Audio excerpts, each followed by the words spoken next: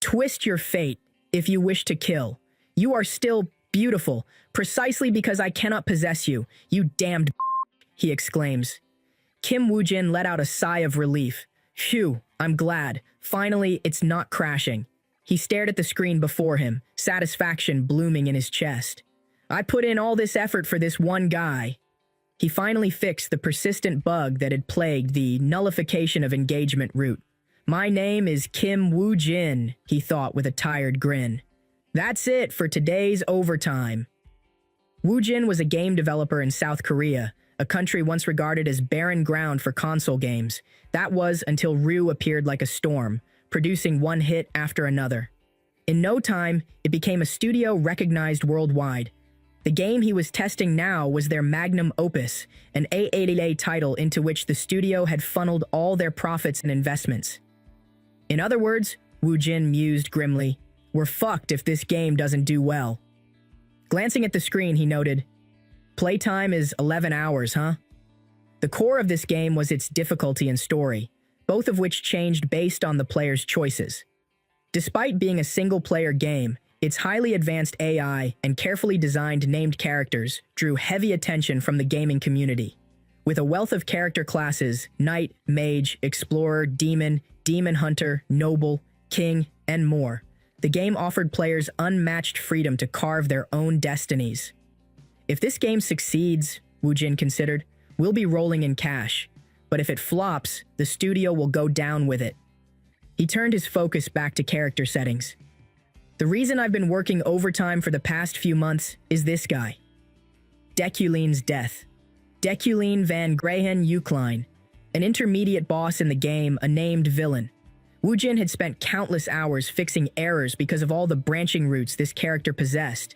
But now, finally, he managed to clear one, the death by fiancé route. Well, it makes sense considering all the schemes he pulled, Woo-jin murmured. Just then, a voice called out, Woo-jin. He looked up to see Inyu Ara, the team leader of his development team, and his ex-girlfriend. They'd been together for 7 years. Woo-jin, naturally lazy, had been drawn to her relentless work ethic. She had ambitions that pushed him to be better, though in the end, he couldn't change. I heard you were struggling because of the bugs, she said casually. 6 months after our breakup, Woo-jin thought. I heard she had someone new. I guess it's going well with your new man. Inuara blinked. The rumors spread well in this company. Well, I think it's going well. Woo-jin swallowed the sting in her words. It didn't feel good to hear that from her, however, he exclaims, he hopes she get married to him then. Stop being so petty and keep at the bugs, she chided. Ah, and you're gonna need to make some changes. Some things were changed on the story's end. Again? Every time, Woo-jin groaned.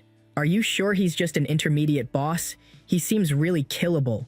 Well, that's both the game and Dekulin's charm, Uara replied. The more the scenario progresses, the stronger Dekulin becomes. The difficulty of the game depends on the player's choices after all. She paused, then smirked. Did you know? The model of this character was you. What? Woo-jin's jaw dropped. Did you not notice? You two look alike. I only met the artist like twice. That's why I kill him as soon as I meet him in game. What? Your personalities are similar too. His last words are you damn. How are we similar? Well, enough chit-chat. How's the game experience? She asked. The game itself is fun, but I don't like that the fate of the studio's hanging on this game. You don't need to worry about that, she assured. It's definitely gonna do well. The gameplay trailer was a hit, no? Isn't that your little boyfriend over there? Woo-jin teased. Ah, look, he's waiting for you. It's already so late. What are you doing? Don't keep him waiting. Go to him. Yeah, I will. Good luck, Woo-jin. Goodbye. Woo-jin sighed. I'll test Dekulin again. He stared at the screen, studying the villain. The artist is harsh. You're telling me this guy is me? 6 attributes, and the combination of whiz kid and average mage. When he was a child, Dekulin was called a magical genius, put on a pedestal, but in the end, he was just an average mage. And because of his arrogance and noble bloodline, he ended up with the worst personality. Would he even be considered human? Well, Woo-jin mused, he's supposed to get stronger as the scenario goes on. but he's already surrounded by people who hate him. Can't we put in another personality trait? Something that isn't too conspicuous? He's supposed to be molded after me, so let's see. Attribute? Comprehension? Is it something like empathy? He chuckled. Yeah, become someone with more empathy than me, at least. Wu Jin began adding positive attributes, one after another. This too, maybe? This is nice. And this... Before long, he realized he'd added quite a few. Embarrassment flushed his cheeks. I better revert him back before a problem occurs.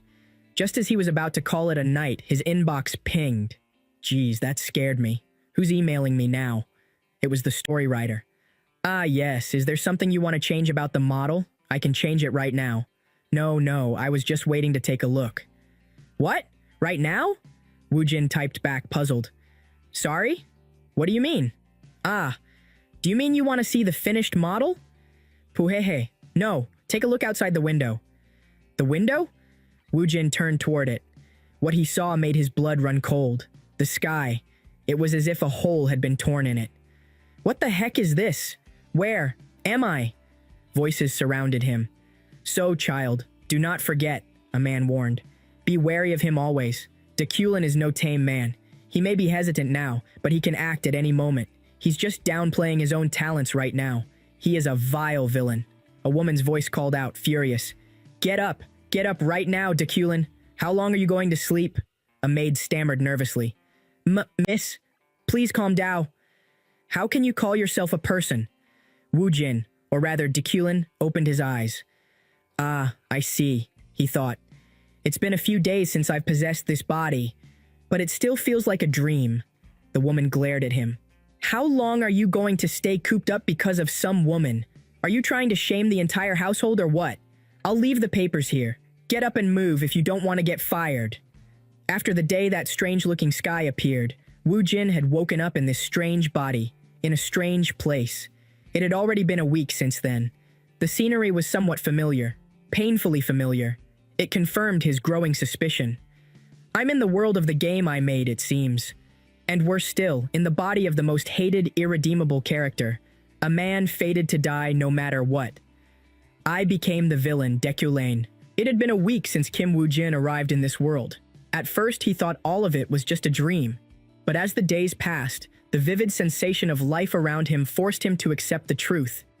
Could this be some kind of afterlife because I died from the lightning strike? Wu Jin wondered. Well, whatever. One thing was for certain. He had literally become the villain of the very game he had been developing. Dekulane von Grahan Ukline, a middle boss in the game, no matter which route one took. The root of all problems, the enemy of everyone.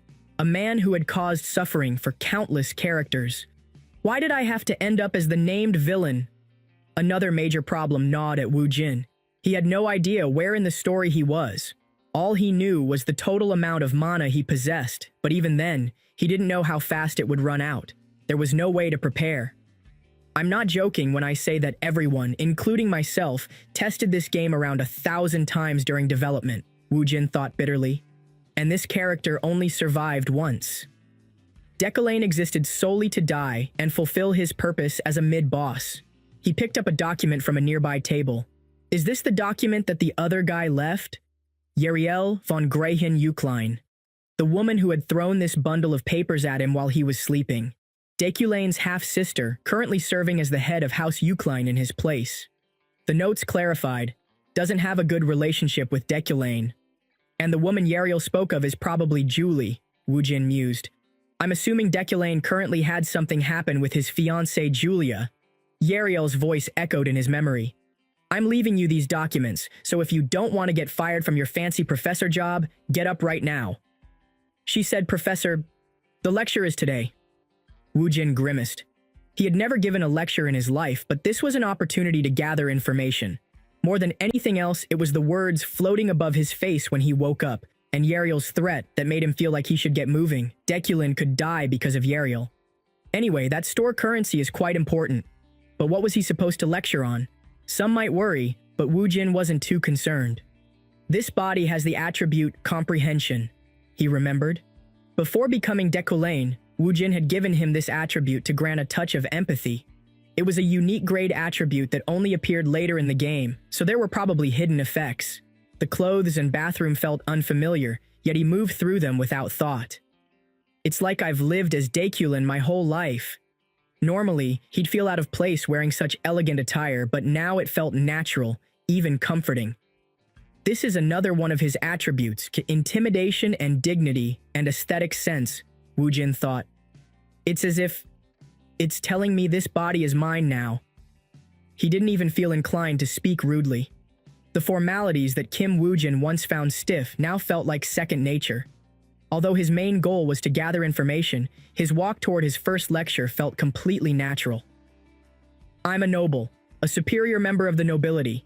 My Kim Woojin, a completely regular man from South Korea, objectively tall and handsome, and to quote someone before their breakup, a pathetic lazy bastard.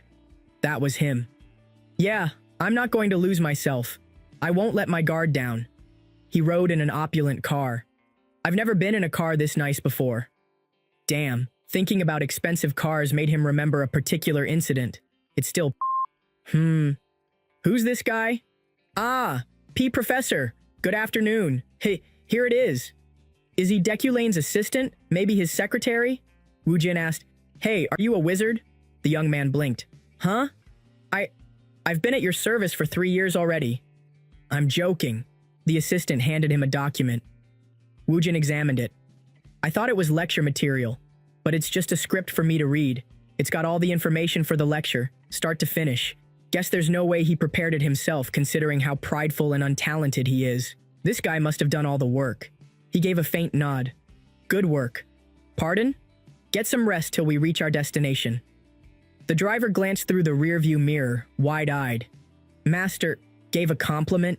Yes, sir. Understood, the assistant stammered. Just how much of a terrible person am I?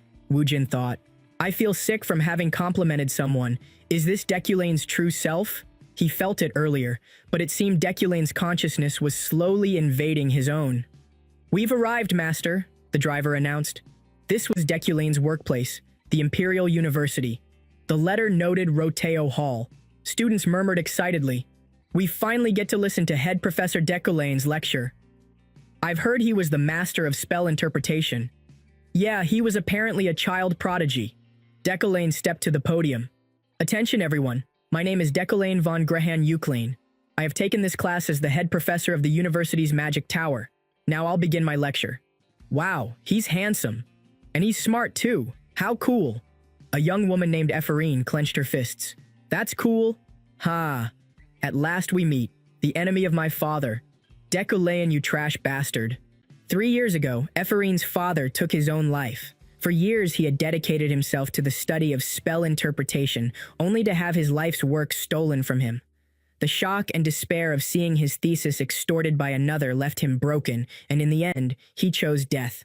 The one who had stolen it was celebrated by the people as a genius of spell interpretation, Deculane. Ephorine could do nothing. After her father's death, she lost everything, their noble house, their lands, their possessions. She was left with nowhere to go. It was then she made a vow. She would get her revenge. From that day forward, she worked relentlessly, eventually gaining admission to the Imperial University, where Deculane served as a professor. She knew what the others didn't. His famed abilities were a facade, stolen glory built upon her father's work. And now, standing in the position that should rightfully have been her father's, he remained as smug and unbothered as ever. Ephorine burned with the desire to expose him, to destroy him, but she knew she needed time. Perfect revenge demanded patience and preparation. In the lecture hall, Deculane addressed the students. Introducing himself as a senior professor at the Mage Tower and a monarch rank mage, he began the lecture on magic theory. He explained that magic was divided into 3 properties: origin, elements, and material, and 9 categories including summoning, spiritual, destruction, and others. As he spoke, he noted with satisfaction how smoothly the lecture was going. Though it was his first time teaching magic theory, a subject unfamiliar to him, he found himself perfectly understanding the script in front of him. His traits, intimidation and dignity, commanded the students' attention, while elitism prevented him from feeling any discomfort under their gaze. It felt natural to him. Dekulin continued, explaining how mages typically stored mana in their brains, knights in their hearts, and others in their dantian, a place where internal and external mana intertwined. He emphasized that while hard work was important, talent and careful focus were equally necessary. It was a fitting piece of advice for Dekulin himself, as his own talents were not extraordinary. Though his current mana was 3,375, there existed named characters with over 30,000. But, reading from the script, he carried on. As the lecture ended, he hesitated over the final line. The real Dekulin wouldn't have read it. He looked around. "Does anyone have any questions?" When no one answered, he prepared to leave. Then, Ephraim stood. "Professor Dekulin," she called out. She explained that a mysterious spell had been discovered at the mage dormitory the previous night.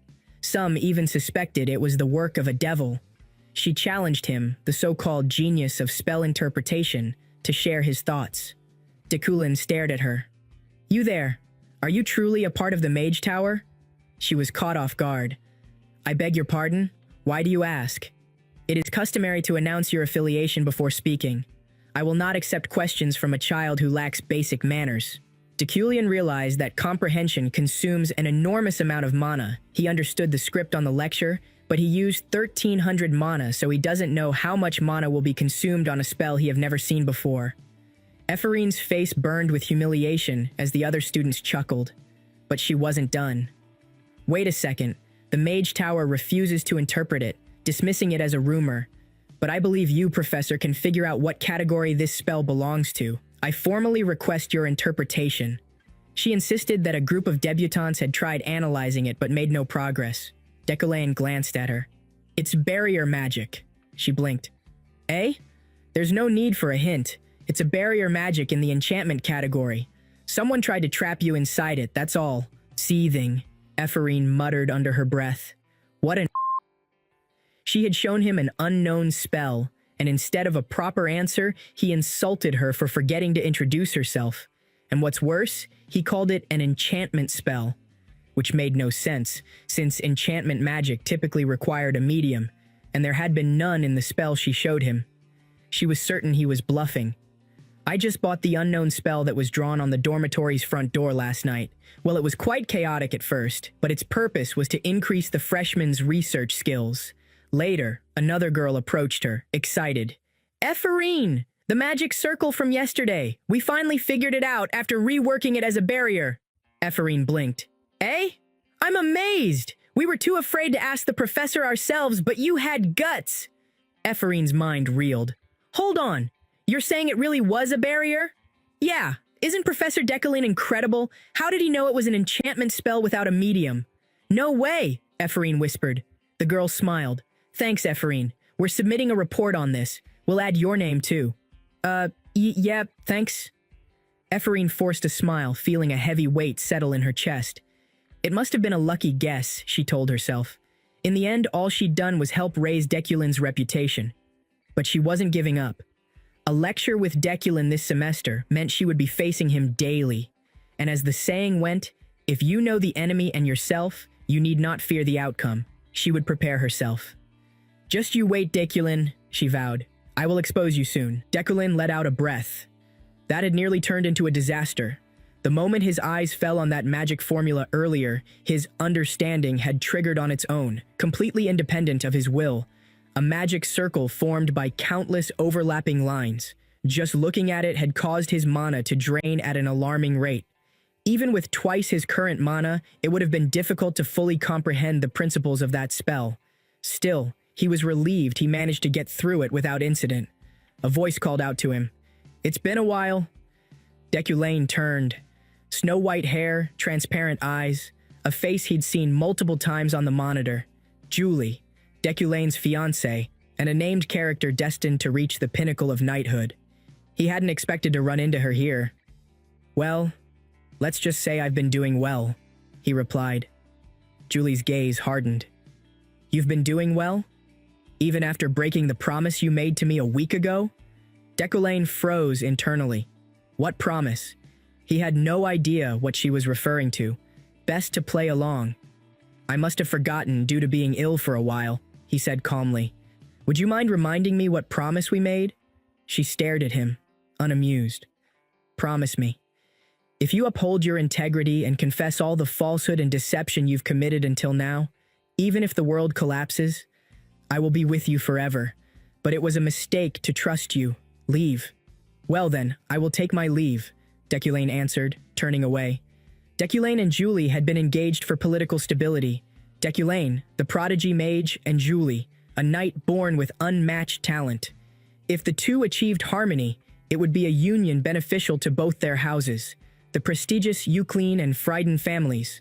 No one had opposed the marriage. It was their duty, even if there was no love between them. But over time, the truth emerged. At some point, both houses came to realize that Deculain's genius was a facade. Perhaps he refused to accept it himself, but he'd deceived the world, claiming to be a spell interpretation prodigy and securing a professor's title. A newspaper headline marked the shift. The fall of a prodigy? The youngest senior professor of the Mage Tower's history, Deculain shows no progress in his research after 3 years. His once glorious achievements had come to an end after a certain incident. Even so, Euclene and Friedan kept it quiet. Neither house, tied closely to the political world, could afford to become the subject of gossip. But Julie could not forgive the deception. She could endure a loveless marriage, but not a lie that deceived the entire world. That was her conviction as a knight, and that had been all there was to it. Deculain sighed. Fine, I'll do as you wish. Julie's expression darkened. You clearly agreed to it. In the end, you still broke our promise completely. Deculain took in the Imperial University. It was the most prestigious university in this world, with the Mage Department as its final boss. If compared to modern Korea, it was like Seoul National University's medical school, and the Mage Tower its university hospital. A vast campus with a meticulously maintained garden. The place had a striking resemblance to American college campuses. Deculain remembered pulling all-nighters with his team to design it this way for the game. If he weren't walking through it in this current tangled situation, it might have been quite pleasant. A sudden, awkward voice called out, Quack! Oh no! I'm so sorry. I had something urgent to tell you, Professor, so I was following you and... Deculain's eyes narrowed. It was that guy from the carriage last time. For a moment, he thought it was an ambush. Ah, it's you. Your name was Zoro, wasn't it? Ah, no, it's Alan. I mixed them up. Ah, sure. They sound totally different, though. Deculain raised a brow. So, what was so urgent? Alan quickly handed over a document. Yes, Professor, this is the sponsorship list for this year's new mages. Deculain looked it over. The Mage Tower, like real-world research institutions, required research funds to conduct meaningful magic development. Professors provided annual sponsorships to promising new mages. One name on the list glowed in gold, likely a result of Deculain's traits. Wealthy magnate, rare. A born magnate and exceptional financier with unrivaled intuition for profitable things.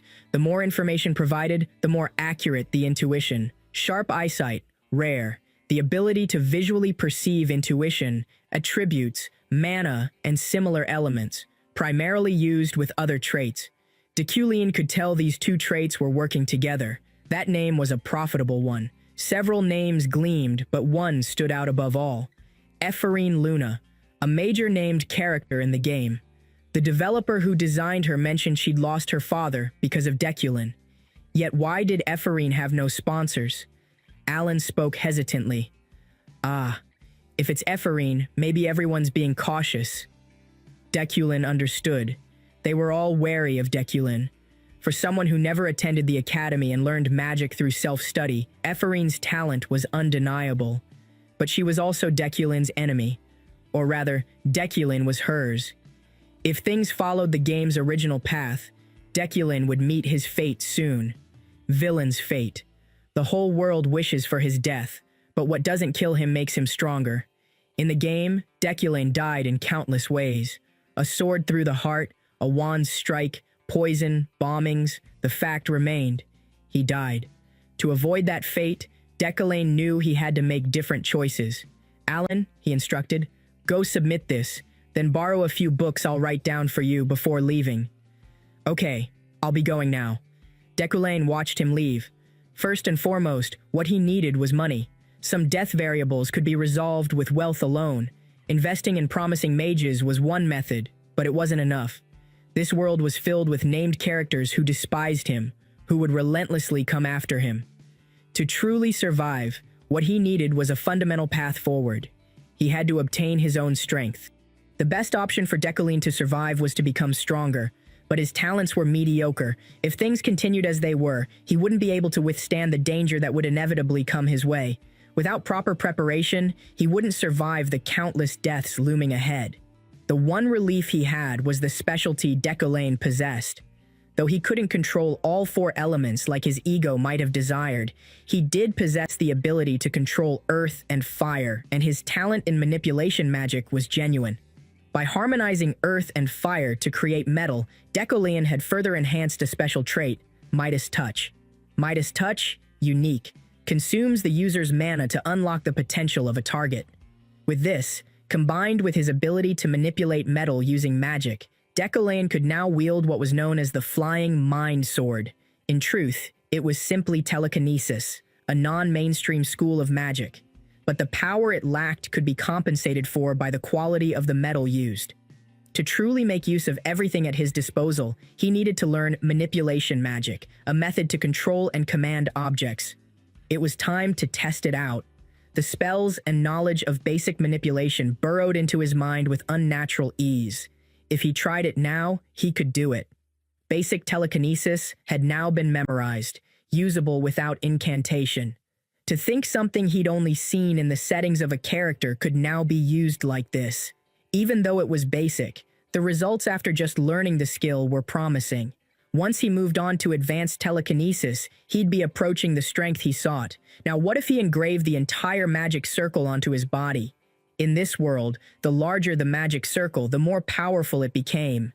He would use understanding to comprehend his own body, and instead of limiting the engraving to his brain and heart, he would enhance telekinesis by inscribing the magic circle onto every part of his body. Of course, there was a high risk of serious side effects. Iron Body, unique. Innate physical abilities and attributes. The potential of the body is of the highest caliber. But thanks to Deculane's unique attribute, Iron Body, this body could withstand such side effects. This was something only he could endure. He had 800 mana left. It should be enough for a trial run. The pain was excruciating. His bones shattered and muscles tore. The agony was incomparable to anything he had ever experienced. Yet Decoline did not waver, nor did he cry out. That was the dignity of a noble. An intense wave of exhaustion swept through him, his attempt ultimately failing because of insufficient mana. However, there was still some progress. A magic circle had successfully been engraved onto his shoulder. At this rate, covering his entire body would take about 2 weeks. A month after Deculane's special lecture, the first day of class arrived. It wasn't what the students expected. A board had been placed in front of them with a simple message. The professor wishes to measure your skills. Use any elements here to produce results. The students muttered among themselves. He just left a sign and gave us self-study for the first lecture? What results is he expecting? Is that why he chose an outdoor lecture hall? Where even is Professor Decoline? Among them, Ephraim fumed. Of course he does this. That irresponsible person.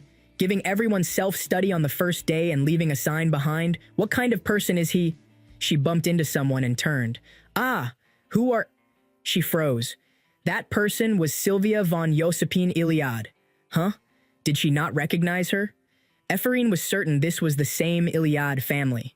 10 years ago, the Iliads had been wary of her and her father's potential, sending troops to surround their mansion and threaten them. Yet Sylvia showed no sign of recognition. Something was strange. The mana around them was being drawn somewhere. Ephraim frowned. Excuse me, what are you doing right now? You know you stole the tower I created, right? Hello? Can't you hear me? Sylvia offered no response. The hell is wrong with her? Ephraim seethed. She's not even acknowledging my existence. Is that it? She stepped forward. Look here, Miss Sylvia. Why are you pretending not to know me? As she expected, there was no way Sylvia wouldn't recognize her. This was the same girl whose family had threatened hers and forced them to abandon magic. Now that Ephraim had returned, was she afraid she'd catch up and surpass her? Sylvia looked at her coldly. I don't even know who you are. Ephraim stiffened. Then why are you talking to me informally? I don't know who you are, Sylvia said, unblinking, but I know your father. Ephorine's heart stopped. What? That impudent, negligent noble. I heard he died. At that moment, a boy nearby pointed, calling out, Oh, over there. Ephorine's face darkened, rage boiling within her. You! What you just said! I dare you to say that again! You! I dare you to say that again! Ephorine's voice rang out, her fury crackling like static in the air. The other students recoiled. Kya! What just happened? Someone gasped. Is anyone hurt? Another called out. Sylvia stood her ground, cold and poised. Let go. Ephorine's eyes blazed. Say that again. You dare insult my father? Should I just end you here? A ripple of shock spread through the gathered students. Wait, what's that? What's with the light? Ah! What is that? A sudden void formed where their mana collided. It pulsed and devoured the space around it. That's a void? Ephorine's heart pounded. It's at the point where my mana collided with hers. It's sucking in everything around it. Hey, it's going to explode! Run away! Someone shouted. No! Ephorine shouted. If that explodes, the metal fragments will fly out like bullets, and everyone here will die. But then, silence. A sudden, eerie calm. What? It's suddenly quiet. Did it stop somehow? What? When did he get here? Before them stood Dekulin, his expression unreadable. Fragments of metal and mana frozen midair by his telekinesis. The magic students could feel it more than see it. The intricate, precise manipulation. A chillingly beautiful demonstration of control. Exclamations of awe filled the hall. Attention, everyone. Dekulin's calm voice cut through the stillness. I will pause our lecture for today. Other than the ones who caused the commotion, all of you can leave. Ephorine clenched her fists. Shit, this is... Professor Relin arrived, flustered and smug. So you two got here first. Chairwomen, Senior Professor Dekulin. Really, with the diligence the two of you exhibit, you could be role models for every mage. Professor Adlin greeted them with a nod. Hello, Professor Retlin, Professor Relin. It must have been sudden for you two as well, so thanks for coming so quick. Right, Professor Dekulin? Relin chuckled. By the way, who was it? The one who dared to touch the daughter of House Iliade? From what I heard, it was just some lowly thing that hadn't even made it through the academy. This is why those nameless ones. However, I heard that Senior Professor Dekulin quickly dealt with the situation, preventing it from turning into a huge commotion. Retlin agreed. I've heard the same. Very impressive. Dekulin thought to himself, they're openly flattering me. Since all the professors gathered here are proficient in navigating high society, the disciplinary action results have practically been decided already as well. Sylvia, daughter of the influential House Iliad, and Ephorine, a fallen noble no different from a commoner. It's obvious which one they would support, but I need to change the discipline. Ephorine lifted her gaze, her voice brittle but firm. I have a question. Dekulin's eyes narrowed slightly, as if he'd been expecting this. As I expected, he murmured. I want to know, do you remember House Luna, and do you know my father died because of your delusions? Ephorine's heart pounded. Will this make him remember that? What do I do if he changes the disciplinary verdict for his own safety? But her jaw tightened. Still, if that human can't even remember my father. Dekulin looked at her and replied coolly, You don't need to ask. Don't waste your potential by obsessing over what was. And in that moment, she knew. He knows. Dekulin knows me, and my father. If not, he wouldn't have taken my side. Her thoughts tumbled in a rush. He helped me out of the small sense of responsibility that he feels because my father died while working under him. He only did it out of pity. But still, Ephorine sighed inwardly. I'm relieved. If he hasn't forgotten that incident, if he hasn't forgotten me, it's fine. For now, at least, it's fine. A faint system message flickered before her eyes. Villain's fate. Overcame death. Variable store currency +2 far away. In a dimly lit study, Giltheon spoke to his daughter. Ah, so something like that happened. Daughter, you won't even need to think about that kid anymore. Although Ephorine Luna definitely has the talent, she's a child who already missed her time. He paused, his expression dark. 10 years ago, the day of the aptitude check during the academy entrance test, that was when I first met her. In his memory, voices of the past echoed.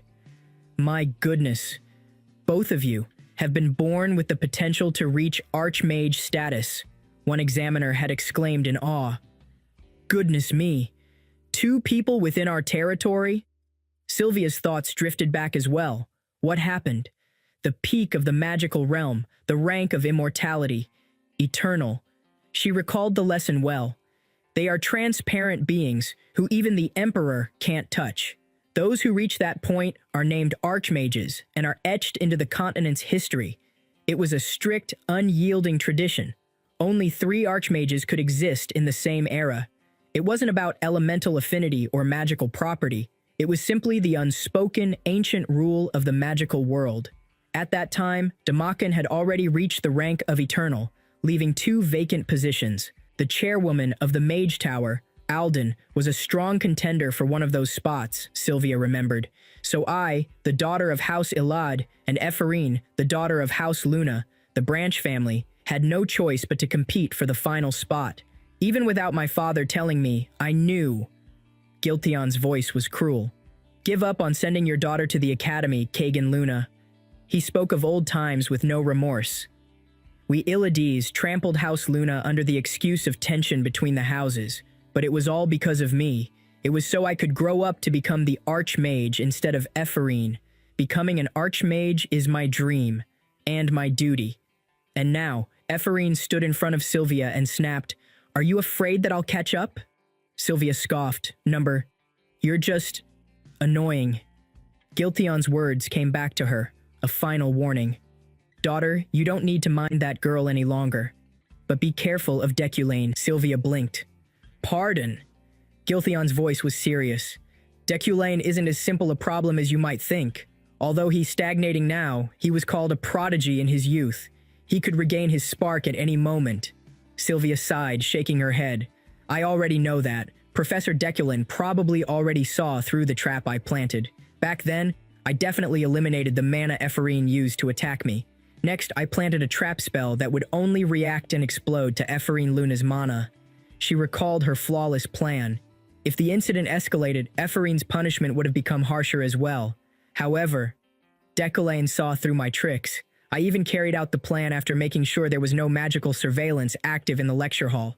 Rather than expose her, Deculain had compromised. He'd said, You didn't stop her. I already know everything, so comply, Sylvia muttered bitterly. With that threat, I had no choice but to accept. I thought he was just an arrogant man who was confident in his talents. But just what kind of person is he? A few days later, inside the Deculain mansion, Roy's voice echoed from outside the study. This is Roy. Are your preparations complete? Deculain responded without looking up from the papers he was reviewing. I'll be down soon. His thoughts drifted as he stood. As I thought, taking Ephorine's side during the disciplinary committee meeting was the right choice. I was able to eliminate the death variable and obtain some store currency. He reflected for a moment. I never imagined that the debutante to ask the question would be Ephorine, but she must have held hostility toward me even then. Of course, things could have led to Sylvia also being hostile, but I needed to deal with the problem at hand first, so it couldn't be helped. A sigh. High society activities. I wanted to avoid them as much as I could. Unfortunately, I can't ignore an opportunity to obtain store currency. A system notification followed. Side quest. Attend the social event. Flower of the New Year. Store currency plus 0.5 Deculain. Straightened his collar, calculating. Since I need at least 5 store currency to access the store, I'll just leisurely check some named faces that will be at the gathering. When he arrived, a man greeted him at the entrance with enthusiasm. Welcome, Senior Professor Deculain. Deculain's sharp eyes swept the room. Each of them seems to be from a high-ranking noble house, and I also see some familiar named characters. For example, that one. That's Ihelm, whom I personally molded. Maybe coming here was a better idea than I thought it'd be. The usual barrage of noble greetings followed. Wow, isn't this Professor Deculain? My son attends your classes. His name is... Professor Deculain. I've been wanting to see you for a long time, Professor. Professor, Deculane sighed internally. Scrap that thought. But then, amid the din of voices, he caught something. A name. Ms. Ganesha, I heard about your activities in the most recent Continental Journal. His gaze snapped toward the sound. I definitely just heard someone say the name Ganesha. Among adventurers, she was important to the story at this point. If I form a good relationship with her, then it will become my biggest gain from this event. His mind sharpened. Where is she? I definitely heard someone say her name.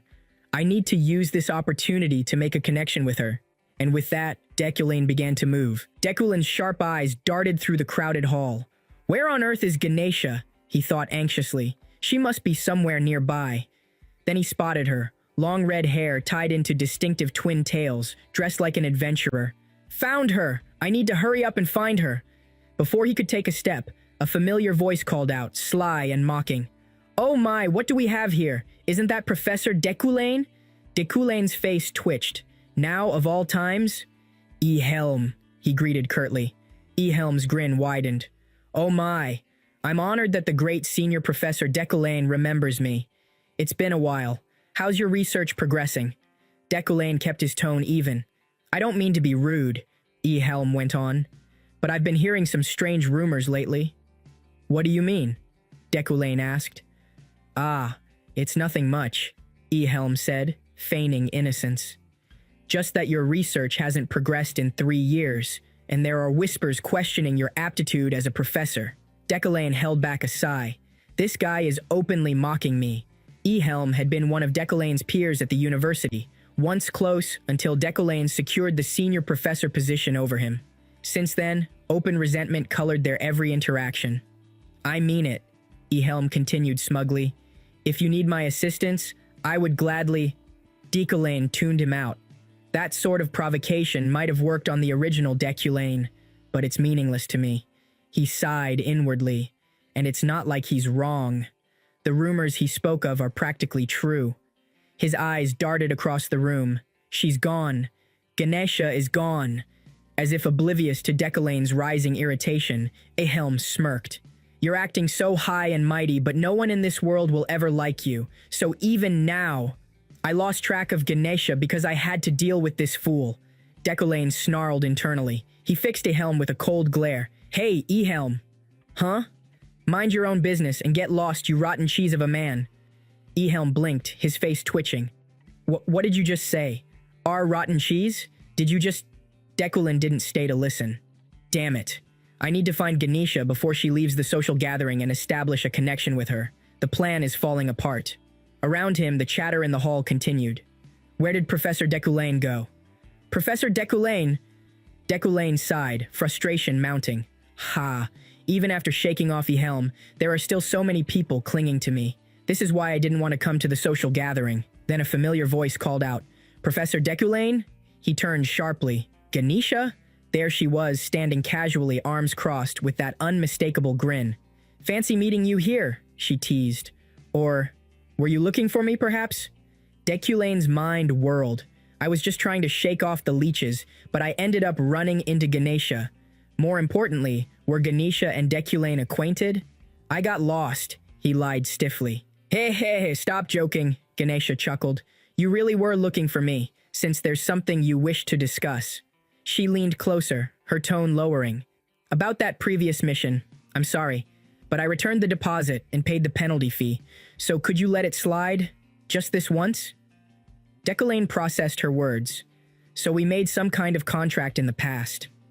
I'm sorry I couldn't bring you the child with the magical talent as you had requested, Professor, Ganesha admitted, scratching her head. No, it's not that I couldn't bring her, but that I didn't want to bring her. I got too attached, so I couldn't hand her over to you, Professor. So that's what she meant, Deculane thought grimly. He was trying to make up for his own lack of achievements by using talented children. Then Ganesha asked, her voice calm but firm. Let me ask you one thing. What is it? Professor, how long do you plan to live like this? Deculane stilled. How long, huh? Before I possessed Deculane's body, this man accepted flattery from those of no use to him, betrayed the trust of those around him, and hurt many people for the sake of his own reputation. However, He looked Ganesha square in the eyes. From now on, I intend to live differently. Ganesha blinked, clearly caught off guard. That's not the answer I had expected. I thought you were going to kill me, especially since I ran away after taking on a mission you wouldn't want people to know of. That's an excessive concern, Dekulin replied. Why would I try to kill her right now? With the power she holds in her hands, that would be suicidal. He assessed her calmly. I don't know about the original Dekulin, but Ganesha is a named character who can kill someone with just a single strand of her hair. Her traits included the famous Master of All and Indestructible, a true warrior and adventurer who has reached the pinnacle of physical strength. Dekulin probably didn't send an assassin after Ganesha because I possessed his body. It's different from what I had expected, but Ganesha raised an eyebrow. Did you eat something bad today? Dekulin exhaled slowly. In the end, I achieved my goal of building connections at this gathering. I have no reason to stay here any longer. I'll be heading back now, he said, turning away. So don't waste your time worrying. You're leaving? Are you really sure? Ganesha called after him. You're really not going to order my assassination or expulsion? That would be beneath me. If it's about Eucline's power, he thought coldly, just like Ganesha mentioned, I could pressure her through the Adventurers Guild. However, if things go wrong, a death variable might arise. Villain's fate. Death. Variable avoided store currency +1. What? Dekulin blinked. It said overcame before, but now it says avoided. I didn't realize it at the time, but that conversation was a death variable? I can't feel safe anywhere, elsewhere in the gathering hall. Big sister, how long are you going to sit here like this? Rayleigh's voice whined. Julie scowled. I never wanted to come here in the first place. Ah, seriously, stop it and come here already. No. Rayleigh huffed. How have things been with him recently? Julie narrowed her eyes. What are you talking about? There are a lot of rumors going around about Professor Dekulin, Rayleigh whispered, and I'm worried. Julie's reply was bitter and sharp. Things have been terrible. You really shouldn't say that out loud, Julie muttered under her breath. Dekulin. In the crowd nearby, voices gossiped freely. What? Professor Dekulin is leaving already? The guy who loves high society so much? I know, right? He's even leaving without sparing his fiancée a glance. Could that be because his relationship with his fiancée isn't good? Then the rumors we heard must also be true. And so, the narrator's voice settled quietly over the scene. That day, unlike usual, Dekulin quickly left the social hall. Rumors spread in high society that it was due to his conflict with Julie. But Kim Woo-jin, the man now living inside Dekulin's body, had no clue about the gossip. It had been 2 weeks since Dekulin attended the Flower of the New Year. In that time, he'd continued his practice of memorize and basic telekinesis, but more importantly, he'd started training his physical stamina. It wasn't a pursuit mages typically valued, but Dekulin had his reasons. A near-death experience while attempting something reckless. A few days ago, I would have died if I was an ordinary mage, Dekulin recalled grimly. I think I only endured it thanks to my iron body trait. After his unsettling encounter with Ganesha, a sense of urgency had crept over him. I wanted to become stronger, he admitted to himself. So he'd tried enhancing his mental manipulation by adding fire control to telekinesis, a technique already inscribed onto his mana. It was an ambitious upgrade, transferring the essence of one spell onto another. It promised strength and faster magic mastery. However, Dekulin soon discovered just how reckless and dangerous it was. The immense strain it placed on the body was near lethal. Training my body has become equally important as improving my magic. Since then, he'd developed a strict morning routine, sweat and strain accompanying each dawn. He wiped his brow and sighed. Phew, it's already time for work. A knock came at the door. What's this, Alan? Alan, ever the composed butler, handed over a sealed letter. It's an official message from the Mage Tower. More precisely, it's from the Professor Qualification Committee. In 6 months, there will be a hearing to audit the progress of Senior Professor Dekulin's research. Please have all the relevant materials ready by then. Dekulin's face darkened. The fact that there's an audit hearing signifies that Dekulin's research had been at a standstill long before I even transmigrated into his body. This situation is bad for me. In the game's original story, Dekulin was always a professor. If being a professor is a quest prerequisite, losing my job could mean losing my chance of returning to the real world. I hope there's something in Deculane's laboratory, at least. He stepped inside the lab, surveying the disarray. What a mess. Looks like it's been abandoned for a while. There was dust on every surface, tools scattered like forgotten memories. There's no way the lab would be in this state if Deculane frequented it. His eyes caught on a pile of glistening ooze. That pile of ooze looks especially unnatural. Is it hiding something? A brief flicker of suspicion passed through him. I don't know who did it, but it looks like it was done to stop Deculane from touching it. With a flick of his fingers, telekinesis cleared the ooze away. Never thought telekinesis would come in handy like this. Underneath lay old notes, pages written entirely in code, a web of concealed research. Everything's written in code, as if to conceal the contents of the research. However, that's futile. A glint of golden light bloomed as he activated Understanding. A blinding radiance illuminated the parchment. It must have been some incredible research. The combined effects of his wealthy magnate trait and sharp eyesight made the brilliance clearer still, but his brow furrowed. This research is incomplete. Some pages are ripped off, other parts blank. And at this section, the theory is completely wrong. Even so, despite its flaws, the research bore enormous potential. For wealthy magnate to respond like this, it must be something remarkable. A name caught his attention, a small, scribbled signature at the corner of a page. This kid, isn't it Ephraim Luna? Understanding dawned. I see. Ephraim's father tried to hide this while working as a researcher for Deculane. The mages of House Luna resented Deculane. Ephraim ended up living a troubled life, all because of him. Deculane set the notes aside with a sigh. Worry not. I will complete this research with understanding. If I can finish this research paper, I will list your name as the co-author.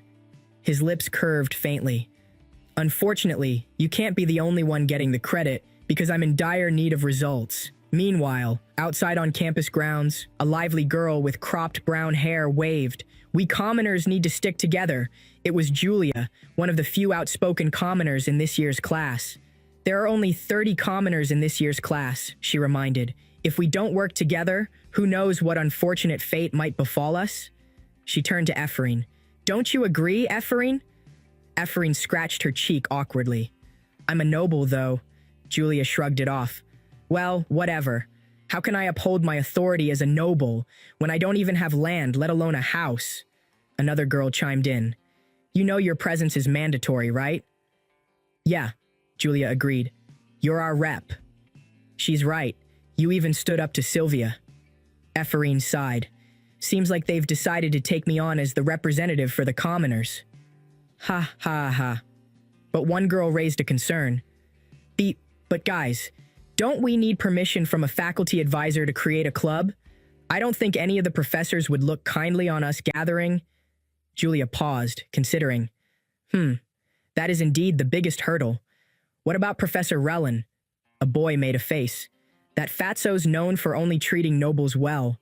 Professor Camel? Julia offered. Don't even get me started on him. He doesn't even consider commoners people. Another boy groaned. Obviously, we can cross Professor Deculane off the list, someone else muttered. Ephraim kept silent. I wonder if they'll finish that sentence. Please don't finish it. Please. But Julia's eyes lit up. I've got it. Ephraim, let's ask Professor Deculane. Ephraim's eyes widened in horror. What? You know, now that I think about it, he's rather fair, a boy observed. Whether you're a commoner or noble, he looks down on you all the same. Julia nodded eagerly. You said you avoided disciplinary action thanks to him. Maybe he's taken a liking to you. I don't think that's it, Ephraim muttered. He doesn't seem like that type of person. Things are going in a weird direction. I really don't want to see him more than I need to. I really can't. Julia gave her a pleading look. Come on, think about it. Please? Like I said, you have it wrong. If anything, things will be worse for us if I ask him. Julia suddenly gasped. Gasp! What's wrong, Julia? Ephraim asked. A cold voice cut through the hallway. Move aside. Ephraim stiffened. Did Deculane? There he stood, tall, imposing, eyes as cold as iron. Deculane! Ephraim blurted out, surprised as she saw him approach. Good luck, Ephraim, Julia called cheerfully from behind, grinning mischievously. Julia, when did you get there? You coward, Ephraim hissed, flustered. But there was no escaping it now. She turned to Decollane, gathering her nerve. Professor Decollane, I want to make a club, and I need your signature for it. She rushed her words, waving the form nervously. Ugh, whatever. I won't annoy you at all. I was just worried since you don't seem to approve of clubs with peasants. In her heart, she thought bitterly, I don't want to get involved with Decollane, but she's right. It was a given none of the other professors would cooperate with them. Rather than be bothered all the time by others on this matter, she had to at least try. Decollane regarded her for a moment. Send me the details later, to my office. Sorry? Ephraim blinked. Take it, he said, handing back the form, already signed. Okay, she stammered. He really signed it? She thought in disbelief. He just agreed to it? The Decollane? Wow, you really got the signature from him? Julia ran up to her, eyes wide. I didn't expect this at all. But why? Ephraim murmured to herself. Just like back at the disciplinary committee? Why is he being nice to me? Soon after, Decollane began his lecture. Today's lesson is on the understanding of pure elements. As you know, elements are the building basis of all magic. However, there are still many mages who do not understand the difference between categorical magic and pure elements. For instance, Ephraim sat silently, her mind tangled in emotion. Is it guilt? Or sympathy, perhaps? He drove my father to death. Even if he's nice to me now, it only feels fake. If he truly feels he did wrong, then he should reveal his true self to the world and repent. Are you all right, Ephraim? Julia whispered beside her. Oh, what? You don't seem to be doing well. Don't concern yourself over those guys. They don't know how to do anything other than run their mouths. What the hell is she talking about? Ephraim thought, confused. Then she noticed the other girls glaring at her. What's that vermin doing here? One girl sneered. What is she looking at us for? Gross, another muttered. Ephraim let out a dry, humorless laugh. Haha. I really made myself a common enemy of the nobles after that incident. Despite the fact that I'm a noble myself. It's all right, Julia. Those guys are always like that. Let's just focus on the lecture. Decollane's voice carried through the room. The magic circles you have used until now also hold a reasoning in each stroke. But I heard that Decollane's lectures are different. This ignition spell can change color just by adding 2 strokes to the circle, Decollane explained, demonstrating it. That is because these 2 strokes decide the color of the flames. This is what we're going to learn today, flowing fire. Ephraim's suspicions weren't wrong. Originally, Decollane's lectures had been just a way for him to boast using his position as a professor. But the Decollane now, Kim Woo-jin in his body, delivered beautiful demonstrations using mana, creative explanations reflecting elite understanding. The debutantes in the room were stunned. Even Sylvia, who had lost all joy of learning thanks to her innate genius, was left speechless. As you all know, Decollane continued, this magic circle is for summoning water. However, if you combine this with the fire magic circle, it becomes this. It's really flowing. The fire's flowing like water, a student gasped. No way, Sylvia whispered. I didn't know his lectures were so theoretical. Most mages who are called genius use their intuition to cast spells, so theory to them is more like a mold. If all mages prioritize theory, all mages would be the same in a mold. It makes sense. If you focus too much on theory, there's not enough time to learn magic. Trying to understand all magic through theory is very inefficient and gets in the way of training. This is the paradox of magic. In order to become an elite, you have to have good intuition, but elites cannot explain intuition. For someone whose genius is being questioned by the public at the moment to teach such a theory-focused lesson, it's practically impossible. Ha! That was completely different from the rumors, Ephraim sighed. I've never focused so hard on a lecture before. But then she noticed something slipped onto her desk. How long are they going to keep up these stupid pranks? It's gotten worse even after that happening with Sylvia. Huh? It was a sponsorship certificate. Ephraim's eyes narrowed. Whoa, I almost fell for this one. There's no way this is real. Who would sponsor me when I'm hated by both the Illid household and Deculane? This is good, actually. I can report this for being false and get a reward. She examined it. It's real. A woman nearby spoke up. It's not fake. The seal is real. Pardon? Ephraim yelped. Ah! You're lying! It's real? This will surely wake me up. Wake up. Nobody saw me, right? What if people realize that I have 100,000 eln? I better pack an emergency suitcase in case anything happens. Ah, I shouldn't have gone to the magical administration office.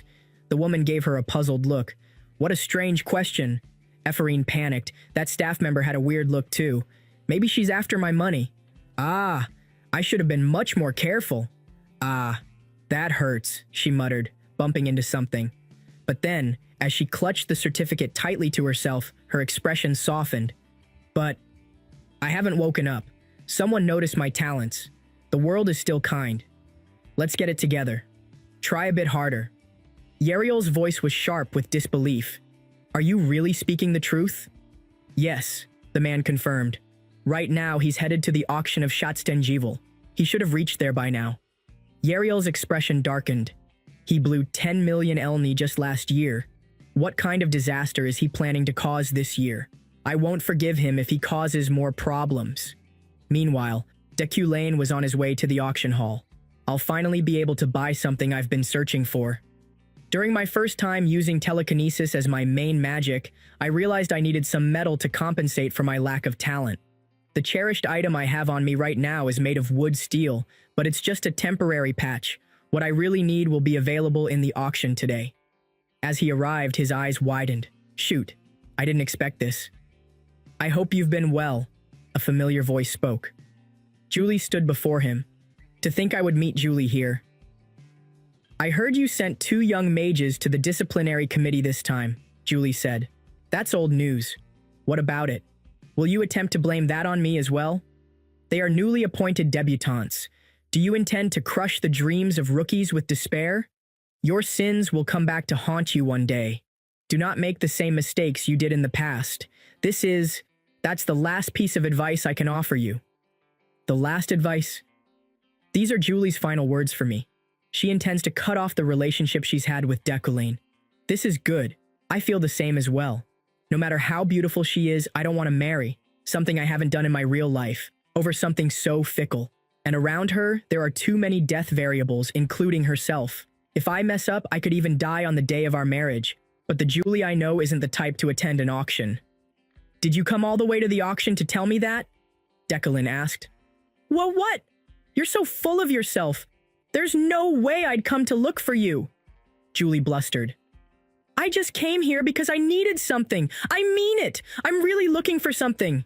I get it, so calm down, Deculane replied smoothly. Saying it once is enough for me to understand. How cute. It's the first time I've seen her like that. You misunderstood first, Julie snapped. Deculane hesitated, sensing something strange. Wait, what's this emotion that I'm feeling? I was just thinking of how dangerous it would be to be around her. Have I been infected with Deculane's emotions? I've been careful of keeping my personality from being corrupted. An announcement rang out. An announcement to all visitors of Shatstenjevel. The auction will begin soon. No, probably not. It's not as if my heart begins to race when I see Julie. Yeah, I'm just overthinking things. The auctioneer stepped up. Presenting the first item, a vase from the East. Be sure to witness its elegant curves made by an artisan from the Far East. That light, it's something I saw when I checked Ephraim's papers. It's wealth magnate. Moreover, the light just gets stronger and stronger. If that's the case, the bidding began. Number 993, 700,000, 1,038, 750,000, 1,300,000. Ah, guessed 1,413, 1,500,000. Oh, guessed 777. 2,500,000 sold. The vase never lost its light despite climbing so high in price. That means the vase has a higher value than that. I have enough in the bank, so it might not be bad to invest the rest. The auction continued. Ruferan's ring has been sold to guest 777 for 3 million Elna. Lucho Scissors has been sold for 2.1 million elne to Guest 777. Ancient Rune Necklace has also been sold for 4.3 million elne to Guest 777. And this time as well, Guest 777 takes the item for 5.5 million eln. Wow! That number 777 guy has been buying everything, a man muttered. Isn't he Professor Deculine? Another asked. Julie watched from the side, her lips curling in distaste. What a pathetic man. He starved for attention even in a place like this. He's too different from me. I can't believe he would waste so much money for a moment of vanity. I don't understand why he doesn't appreciate the beauty of humility and modesty. Well, let's leave him be. I just need to obtain Winter's Fire. The announcer spoke again. Now, here is the final item of today's auction. Many search for it, but it's an item that's near impossible to find. An ore used to forge countless fine swords in the history of the Empire. The magic nature, Winter's Fire, the Snowflake Stone. The Snowflake Stone, one of the rarest metals in the world. It's typically used to forge swords or other weapons. Like its name, it's a rare and paradoxical item that holds both heat and cold energies. The only items superior to forged swords are legendary items like dragon bones. So the Snowflare Stone is effectively the best ingredient I can get. I'll make sure that I get my hands on it, Julie declared. The bids soared. 10 million, 13 million, 20 million, 25 million. Number 1,890, 30 million eln. Anyone else? Then the item will go to... Nice, I got it, Julie celebrated. Guest 777, 31 million eln. Julie froze. 777. I've heard that number get called so many times today. I can't ignore what he's doing. Why are you doing this, Deculane? Bin Sexen Dokuz, Otuz Iki million elne. Guest 777, 33 million elne, a noble nearby whispered. He's trying to purchase the Snowflare Stone that's used to craft swords. It must be so he can gift it to his fiancée, right? But if he wishes to gift it to her, he could have just allowed her to buy it. He definitely loves her deeply. Huh? Have I been competing with Julie? I guess the Snowflare Stone is something she would be interested in as well. If I take this, she might seriously hold a grudge against me. But I need it too. Julie clenched her fist. This is the first time it's been available in 3 years. Who knows when it'll be available again? I might be at risk, but for my cherished item, I must obtain the Snowflare Stone. The auctioneer's voice rang out through the hall. Last call! Kirk Ikimillion Elne. The owner of the Medal of Magic, Snowflare Stone, is guest number 777. A murmur of excitement swept through the noble spectators. That was very exciting, one nobleman remarked. Professor Deculane got it, right? This auction has to be the most competitive auction ever, another agreed. Mr. Frighten was a bit over the line, I have to say, a third commented. Professor Deculane is working so hard to give his fiancée a gift. He's already seen what he wanted, too. Julie watched bitterly. Once again, we are repeating last year. I never wanted something like that. Deculane's words echoed in her mind. I can give this all to you if you want. Even more if you'd like. I can do anything for you. Julie thought to herself. The day of our engagement was the worst day of my life. This should entice you to get engaged to me. This is how great I am. That's what he was saying to me. In front of all the riches he showed me, I only felt humiliation. She clenched her fist. You already know what it is that I really want from you. She recalled leaving that room, ruining her own engagement, but that wasn't the end. I heard she was so dignified, but in the end she fell for Deculane, a woman whispered maliciously. I heard she was promised a Captain Knight position in Euclane's Knight Order in return. They say she begged for it. Julie knew well who spread those rumors that sullied her image. Does he think I'll return to him if he does something like this? What a fool. He is someone I cannot love, no matter how hard I try. Even this time he's... Deculaine suddenly appeared beside her. Do you also want the Snowflare Stone? Julie's eyes narrowed. How long do you intend on insulting me? I'm sorry, Deculaine interrupted. Julie blinked. What? Now then, if you'll excuse me, he said, turning away. Julie stood there stunned. What? What is he sorry for? For winning the Snowflare Stone? But the Deculaine I know wouldn't apologize. Julie! She turned to see Josephine approaching. Josephine? Get in, Josephine urged. As Julie left, Deculain thought to himself, I assume Julie wanted to keep the Snowflare stone for herself. She's probably mad that I bought it instead. It's expected that the death variable didn't appear. How much of a scumbag was Deculain for her to murder him? Later, Deculain arrived at his estate. Welcome home, master, a servant greeted. Did something happen? Deculain asked. Miss Yariel is home. Yariel stormed in, her eyes blazing. That was supposed to pay for the mines. Is this what you took it for? No wonder her personal account had so much money. I didn't pay enough attention. Don't worry, I bought something that will bring in profits, Deculain replied. You're treating me like a garbage can, Yariel spat. Goodness, this isn't good, Deculain mused. Do you think I'm meant to clean up after the messes you make? Yariel continued. We're already not doing so well financially, and the workers here and I are all working so hard to try and keep us afloat, but you just went ahead and spent all of that money? Just what kind of piece of shit do you have to be to gamble with the money that belongs to the estate? Shit. Villain's fate is being activated, but that golden light through her red aura. Wealthy magnate is being activated too. The meaning of that is simple. If I don't get through this situation, I'll die. But if I do, it'll bring in a lot of money. I know the answer to this problem. Don't worry, Yariel. Shut up. Do I look like I'm worried right now? I have to work hard to make up for what you've done. Do you think this is what I want to do? Do you even know that I gave up on university and didn't get to date because of you? You didn't need to. What are you talking about? She shouted. You've done nothing but waste our money ever since our parents passed away, and now you've used up 150 million elni in one day? I'll give you the household head position. Yariel froze. What did you just... I said I will give you the household head position, Yariel. What? Cut the bullshit. That's no way for a noble to talk, especially a household head. Don't lie to me. I don't lie. I can swear if you don't trust me. What? Swear? You mean like the mage's oath? The one that kills you if you break it? Are you serious? Yes. But this makes no sense. Why? And it's all so sudden. Did you hit your head somewhere? You don't have to believe me if you don't want to. I'm gonna kill you if you go back on your word. Do you intend on leaving right away?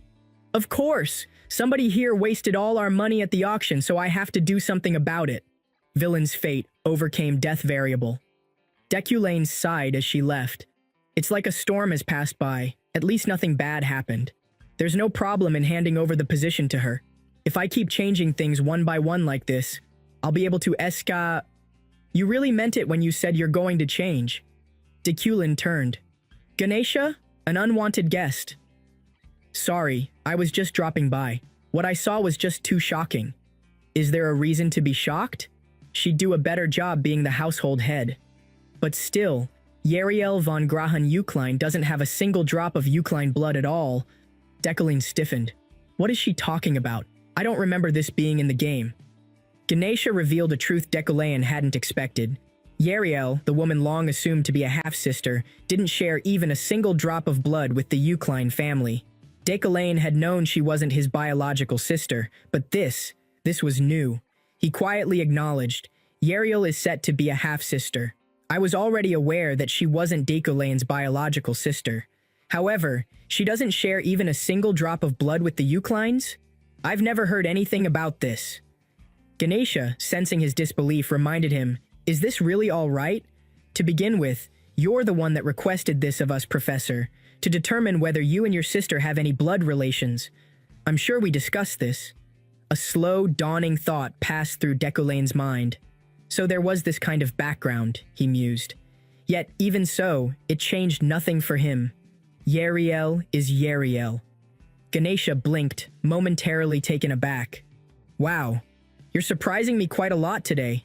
I didn't think you'd say something like that. Deculain's gaze was steady. I could say the same. I didn't know this kind of background existed. With a faint grin, Ganesha promised, All right, I'll make sure to protect the secret regarding your sister. Just one more thing before I leave.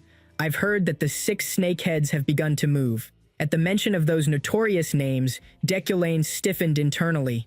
6 snakeheads. They are the leaders of infamous criminal organizations within this continent. Their notoriety is at a level such that each one of them has a bounty on their heads worth 7 million. Ganesha warned him, They're after the items bought from the auction house. Even if the auction house manages to deliver them safely, you'll have to keep your guard up the moment they arrive at your residence. It feels like you've been neglecting magical defenses a lot recently, Professor. That's why I can get in so easily, too. Well then. As she left, Decolin sighed. That was something I didn't need to know. Knowing it changes nothing.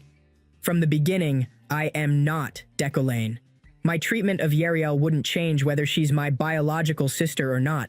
Yariel will always be Decolin's sister. So let's just hide the truth. Outside, Ganesha chuckled to her men. I'm telling you it's true. Professor Decolin has changed a lot. It's almost like another person's wearing his skin. He's completely different now. One of her subordinates teased, even that scum looks different now that he's saying such sweet things. Another ribbed, you're just a sucker for handsome men, Captain. You'd like him regardless of what he says. Snorting, Ganesha threatened, then I should just tear you apart since you're so ugly, the man protested. Grandma said I'm handsome though. Without missing a beat, Ganesha scoffed. Some hot guy was walking behind you then. You idiot. Another voice, Raeliel's, chimed in curiously. Since you're saying Decolin has a human side to him now? Ganesha shrugged. Anyway, we won't have to watch Decolin anymore. I wanted to ask him if he's still looking for a magic slave, but it didn't seem like it at all. Now let's head back, shall we? Also everything you heard today is a secret. You better keep quiet about all of this. Meanwhile, Decolin turned his attention back to his own concerns. Now I'll finally be able to use the system store, but I still don't have enough currency to actually buy anything I need. This system allows you to use store currency to strengthen your character, as you can improve not just your player character, but also any named character using this store. There are only a few options to be able to use the system store. You'll only have 6 chances by the end of the second half. The reason is because while you can only use the store once per level, every time your level goes up, the amount you need to spend will increase by a factor of 2. I can't rush and waste this valuable opportunity. He mentally noted his efforts. I'm consistently training memorization, physical training, Qi-controlled levitating blades, and so on by integrating them in my routine. But I'm still lacking in combat strength compared to infamous named villains. For the sake of my growth, what I need now is improvements in mana quality. I'll have to hurry up and gather the 4 store currency I need. His thoughts were interrupted by a knock. Come in. Alan entered nervously. Hello, Professor. Take a look, sir. I received it just now. I think you'll need to be careful. This was published in today's issue of Wizard Journal. Deculian took the paper and read it. The headline was alarming. Wanted. Lockhart. The blurb read, there have been eyewitness reports of wizard killer Lockhart in the outskirts. Please avoid going outside. Decolin smirked. Wizard Lockhart? He's the greatest danger to mage players in the first quarter of the game. So this guy started appearing, has he? Of course, if I were a normal mage, he would pose a danger to me. But as I am now, I have no cause for concern. This might rather prove an opportunity to earn store currency, so I hope I end up bumping into him. There's no need to worry about a wizard killer. I'll be heading to the library, so you should head back as well. Alan hesitated. Yes, Professor? Then Decolin added, right. Alan, do you have any intentions to become an assistant professor? The assistant sputtered, huh? Well, of course. Oh! Do you mean to recommend me as an assistant professor? But you always told me that I lack talent. Decolin spoke plainly. I'm asking now that I've seen how earnest you are. Though it's really only because I received a notice telling me to pick an assistant professor? Alan stammered. But enough questions. Just take this. Decolin handed him a bangle with the Euclid emblem engraved on it. Continue to work hard. Alan clutched it, stunned. Thank you very much, Professor. Decolin thought to himself. Alan's ability to organize documents and perform miscellaneous errands is excellent. Alan gazed at the emblem, his eyes wide. Wow, a bangle with the Euclid emblem engraved on it? Decolin smirked inwardly. He'll be useful, so I can't just let him run off. All those that begrudged Decolin's cruelty couldn't bear it and left. Yet Alan has been doing all kinds of work by himself. Who knows when he might run away too? Turn in early for today and buy dinner with this. Alan flinched at the generous payment. Huh?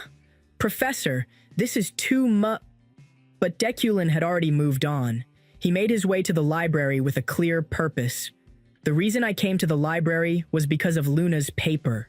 The paper I found in the laboratory was on the invention of pure elements. However, there were too many errors and holes, so I must make up for them. It'd be nice if I could manage to come across any useful manipulation-related grimoires as well. However, upon entering, his gaze settled on a familiar figure. "Why are you inside the staff-only library, debutante Sylvia?" Sylvia glanced up, caught in the act. "Ah. 10 minutes earlier, in the staff office of the library." "Yes, Professor. Miss Sylvia here says she's looking for her study materials. It is an exclusive reading room for the executives, however." Relin chuckled lightly. "Haha, no matter. There's no need to restrict the successor of Illady and this year's rookie mage. Let her use it freely since it's for her studies." The staff member turned to Sylvia. "He said it's fine, Miss Sylvia. Please feel free to browse at your leisure." Sylvia nodded politely. Her true hobby wasn't in the expected arcane studies, but in literature and languages. She had come all the way to the executive reading room seeking a specific book that would satisfy both interests. The novel she eventually found was written in Ethanel, a language rendered rare with the disappearance of the fairies, and its literature now precious beyond measure. That was the sole reason she visited this restricted room. What she didn't expect was to cross paths with Decoline. "Why are you in the executive reading room? Do you want the disciplinary committee to convene again?" Decoline's voice cut sharply. Sylvia's heart jumped. "Decoline? Why is he here? I clearly remember hearing that he doesn't even go near libraries." "I'm here because I'm looking for a certain document," she replied, regaining composure. "I've already gotten permission from Professor Relin." That would mean the professor ignored the school regulations and the librarian condoned it. In that case, they also deserve to be disciplined. "Pardon? That's... Huh?" Decoline's eyes narrowed, reading the cover in her hands. "An Ethanel novel, hmm? Your purpose in violating the regulation was to find a romance novel written by Ethanel?" Sylvia stammered. "Huh? How can you even read the Ethanel language? Wait, that's not the important part. It's because I'm interested in literature and languages. I'll let it slide this time. However, if you come here again without proper permission, I'll take disciplinary measures. So unless your goal is to flaunt your family's influence, send someone else to borrow a book." Sylvia felt humiliated. "I just wanted to understand the fairies through novels written in Ethanel." But how did Decoline read Ethanel? Ethanel lacks consistency, making it difficult to read. Outside in the training grounds, "Hey, it went that way. Don't let it go. Put that on the leaf." "Okay." Retlin watched the students. It's their first practical training, yet everyone seems composed. "I guess they're not afraid of the Mountain of Darkness." Relin smiled proudly. "The training will have to stop by night, but still, I'm proud of them." The Mountain of Darkness. Decoulin observed from afar. It lay a bit away from the university grounds but was vital, a forest rich in magical materials and a hazardous training ground patrolled by professors. A place where danger lurks with beasts and venomous creatures, protected only by barriers and a watchful eye. Relin called out, "Oh, right. Head Professor Decoline, the on-duty professor for this week, hasn't been decided yet. We need to appoint someone. Who do you think is appropriate?" "I'll do it," Decoline replied without hesitation. "As expected of the head professor, seeing you take the lead makes you the epitome of what a professor should be." "It's not for a noble reason like that," Decoline thought. "Something's pulling me there. It must be why I was given a side quest. What's about to happen in the mountain that turns this game into horror at night?" Relin's voice rose. "Now everyone start packing up. Goodbye, Professor." "All right, I'll see you next time." 9 hours later, at a cafe near the Magic Tower. To be continued. We'll cover the next story very soon. Stay tuned. If you like the story, let me know in the comments.